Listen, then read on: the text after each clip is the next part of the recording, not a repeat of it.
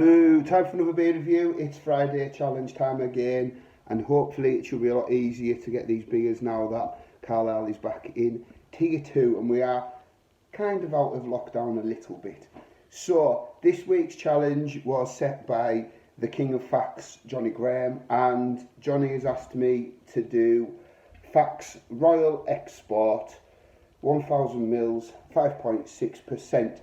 Now, if you've seen some of my reviews with Faxe in the past, I've done the regular Faxe, which is 5%, and I thought it was solid for a macro, but just as usual, too much in the tin for me. And also I've done Faxe 10. They're both in my Denmark playlist, and Faxe 10 was disgusting. It was not for me. I wasn't keen at all. So I'm hoping that this one is more like the Faxe Premium rather than Faxe 10.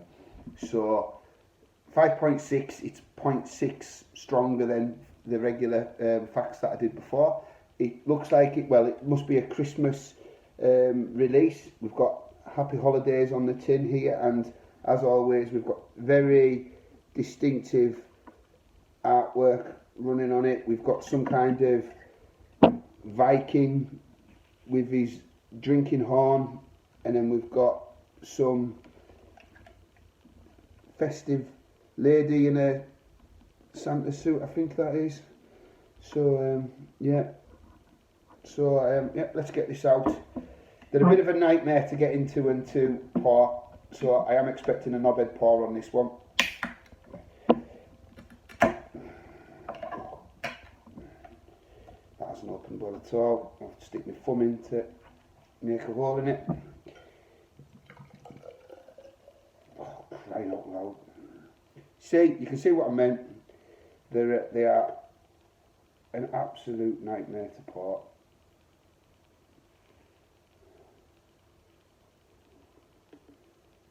It's just the stupid size of these cans. So, as you can see, we have a knobhead pour, and it's pretty golden, decent clarity running through it. I can see my beautiful face in the reflection, and there is steady carbonation going up to a massive head on it. Right, I'll try and get the nose. It smells very sweet. Slight metallic notes. That's pretty much it, really. Right, let's dive in. Cheers, everybody.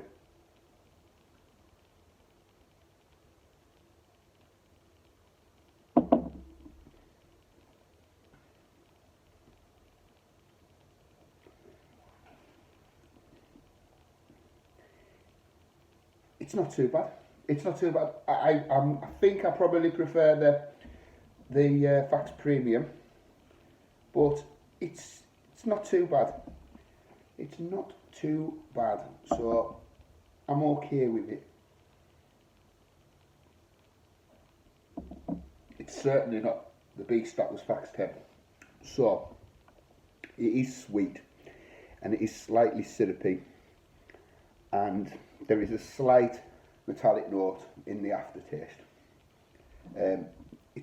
It is a bit heavily carbed. Body's alright on it, but yeah, it's sweet. There is a slight malt flavour in it, and there is a little bit of like biscuit and a little bit of citrus, a little bit syrupy, slight honey note.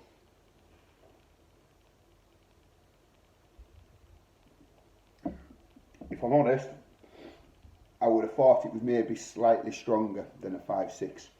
It tastes slightly stronger to me, but it's certainly not a bad lager. I'll be able to drink it. It's not like Faxe 10 when it went down the sink. This will be finished. I'll be bored of it by the end. I've said it before on the videos, you know, 1000 ml can, they're a bit of fun when you see them, and they're not expensive. I picked this up in B&M, by the way, sorry, but they're just a joke for me, you know. They're a nightmare to pour. It's a bit dick swinging, really, when if you've got a can can like this, you know. Oh, look at me, I've got a 1,000ml can. But it isn't a bad lager. I would prefer it if it was a 500ml can. You know, I would much rather buy a 4-pack of this in 500ml cans and then have it over a few days rather than having to drink 1,000ml of this. But that's me nitpicking. It's alright, it's not a bad lager. Like I said, I'm going to recommend it. As far as macro lagers go, I think it's decent.